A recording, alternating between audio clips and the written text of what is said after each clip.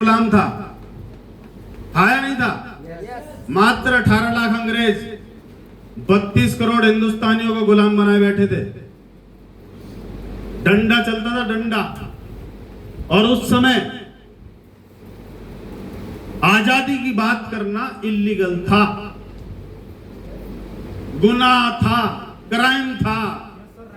आजादी की बात करना ही गुनाह था। कोई किसी ने कह दिया हमें आजादी चाहिए, बंद करो इसको जेल में, अभी करो इसको आजादी दो। और कईयों को तो परमानेंट दी, लटकाओ सूली पे। तो जब सभी गरीब हैं, सभी गुलाम हैं, उस समय कोई आजादी का बिगुल बजाएगा टीसी छाबड़ा जी की तरह, तो लोग उसे पागल बोलेंगे, हाँ या ना?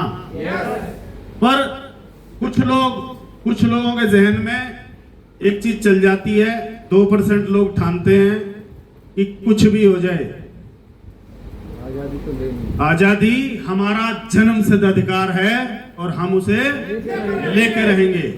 एक जान नहीं, 1000 जान नहीं, चाहे कितनी जानें देनी पड़े, एक जन्म नहीं, चाहे कितने जन्म लेने पड़े, हम आजादी हर हाल में लेके रहेंगे।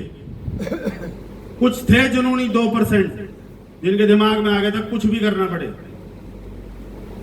और 98% लोग जिनकी रगों में गुलामी अंदर तक चली गई थी, ये डर जाते थे, ये बोलते थे हमारे बच्चों को इस चक्कर में डालने की जरूरत नहीं है, दूर रह इनसे, दूर, ये मरवाएंगे तेरे।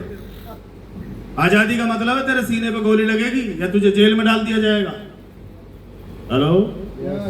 पर कुछ के तो दिमाग में सनक गई थी, उनके नाम बता सकते हो आप? सरदार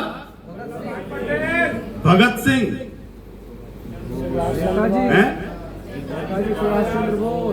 सरदार वल्लभ भाई पटेल और सुभाष चंद्र बोस, चंद्रशेखर आजाद। चंद्रशेखर आजाद 13 साल की उम्र में भर्ती हो गए, इसमें मैं देश को आजाद कराऊंगा। उन्हें पता चला कौन सी कंपनी चल रही है आजादी की। उस समय कंपनी चल रही थी महात्मा गांधी जी की, जिसमें था अहिंसा, लड़ाई नहीं करेंगे, सिर्फ पिटेंगे। पिटेंगे मतलब हाथ नहीं उठाएंगे। तो 13 साल की उम्र, 13 साल का कितना बड़ा बच्चा होता है? आपका किसी का 13 साल का हो तो सोच के देखना एक बार, कहां भर्ती हो गया? आजादी की सेना में। और वहां उनको अंग्रेजों ने पकड़ा और 100 कोड़े की सजा मिली। 100 कोड़े खाए चंद्रशेखर आजाद ने। 100 कोड़े का मतलब है कमर उधेड़ दी गई होगी। और चंद्रशेखर आजाद ने उसी दिन कसम खा ली थी, अब मैं आजाद हूं, आजाद ही रहूंगा, जिंदगी में कभी अंग्रेजों का हाथ नहीं आऊंगा। और मूंछों पे वट देने का फोटो इकलौता उसी आदमी का है, उसी ने ट्रेंड चालू किया था। हेलो? ये आजकल तो दुनिया घुमावे, पहली उसने घुमाई थी। ये सुनो, और उसकी कहानी बताते हैं कि वो ये जो शाही सोना होता है ना, वो लूटा करते थे, पैसे थे नहीं। तो वहां से इनके गांव से कोई आया, तेरे माँ बाप भूखे मर रहे हैं, ओ आजाद, उनके भोजन की व्यवस्था कर दे, तेरे पास तो है ना ये खजाना, इसमें से दे दे कुछ। बोला ये खजाना मेरा नहीं है, ये खजाना इसकी आजादी के लिए है, मेरे लिए नहीं है। बोला तेरे माँ बाप भूखे मर रहे भाई, तू बेटा है, तेरा फर्ज बनता है। तो उसने बोला मैं अपने गांव वालों के हवाले करके आया हूं, अगर देख लो, अगर संभाल सकते हो तो, नहीं तो 2 गोली है इसमें, दोनों में दर्द दूंगा। इसमें माँ बाप में, इसे बोलते कुर्बानी। आजादी चाहिए, माँ बाप में गोली मारने को तैयार है, क्या भूत सवार रहा होगा। हेलो? हेलो? और उस आदमी को इन हरामखोर मुखबिरों ने मरवा दिया कि वहां बैठा है पार्क में, घेर लो। लड़ा, अकेला लड़ा जब तक लड़ सकता, लास्ट में एक बची थी।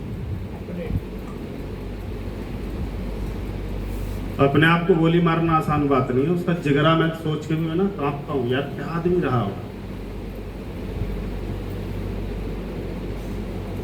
आजादी। और ये जो टोली थी ना गरम दल वाली, हम आरसीएम में आए तो हमारे अंदर ये घुस गया है, ये हम गरम दल वाले हैं, ये है वो, ये है हम, इनमें से ही है कोई। मैं चंद्रशेखर ही, भगत सिंह, फलाना हूँ, सुखदेव राजगुरु आज इस मीटिंग में नहीं है, तो ही आए हैं बस। हेलो, एक जान नहीं, चाहे कितनी जान देनी पड़े।